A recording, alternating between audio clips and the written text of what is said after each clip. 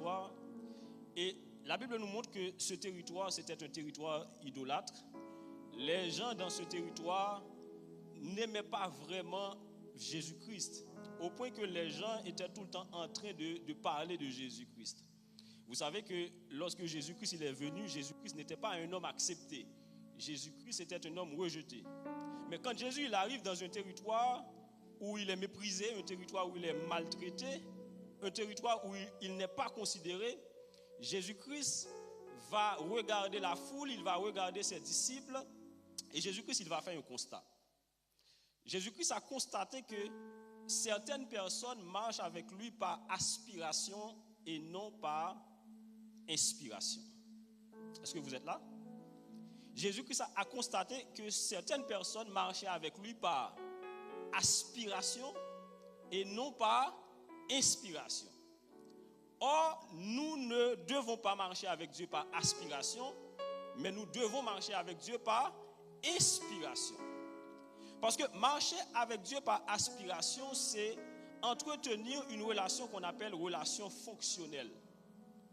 Or, Jésus-Christ, la relation qu'il veut entretenir avec nous, ce n'est pas une relation fonctionnelle, mais c'est une relation personnelle. C'est-à-dire, Jésus-Christ, il avait deux messages. Un message pour la foule et un message pour les disciples. Est-ce que vous êtes là? Dans le territoire de Césarée, un territoire d'idolâtrie, Jésus-Christ a constaté que les gens marchaient avec lui par aspiration et non par inspiration. Et qu'est-ce que Jésus-Christ il va faire? Il va poser certaines questions à ses disciples. D'abord, il leur dit dans le verset 13, « Qui dit-on que je suis, moi qui suis le Fils de l'homme ?»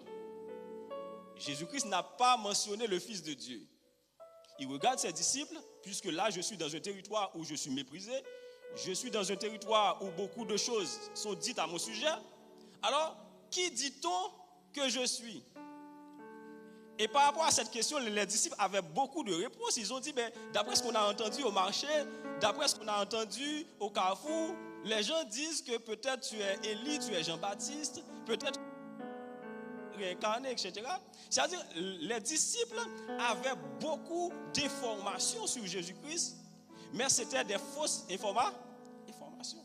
Est-ce que réellement Jésus-Christ c'était Jean-Baptiste? Non. Est-ce que Jésus-Christ c'était Jérémie? Non. Pendant que les disciples ont répondu, certains disent que tu es Élie, certains disent que tu es Jérémie, certains disent que tu es Jean-Baptiste. Et c'est une déclaration, c'est une réponse qui allait choquer Jésus-Christ. Et Jésus-Christ va leur poser la question de manière personnelle. Parce qu'après s'être informé sur les ondits, Jésus-Christ a compris que les disciples sont en train de marcher avec lui sur les ondits. Et on ne peut pas marcher avec Dieu sur les ondits. Le pasteur, il dit que Jésus, c'est comme ça. Le prédicateur, il dit que Jésus, c'est comme ça. L'apôtre, il dit que Jésus, c'est comme ça. Le prophète, il dit que Jésus, c'est comme ça. Mais pour vous, Jésus, il est qui réellement? À un certain moment, nous devons passer de l'information à la révélation. Est-ce que vous êtes là? Voilà pourquoi Jésus-Christ va leur poser la question personnellement. Et vous, qui dites-vous que je suis? Parce que vous avez entendu beaucoup de choses à mon sujet, mais quelle est votre déduction en fait? Et par rapport à cette interrogation, les disciples n'avaient pas vraiment de réponse. Sinon que Pierre, qui a reçu une révélation du Père, Pierre va dire, tu es le Christ, le Fils du Dieu vivant. À remarquer dans ce texte, Pierre ne dit pas que tu es le Fils de l'homme. Pierre dit d'abord que tu es le Christ, ça veut dire le Messie, l'envoyé, le oint, le Fils du Dieu vivant. Et Jésus-Christ va répondre à Pierre pour dire, tu es heureux, Simon-Pierre, fils de Jonas.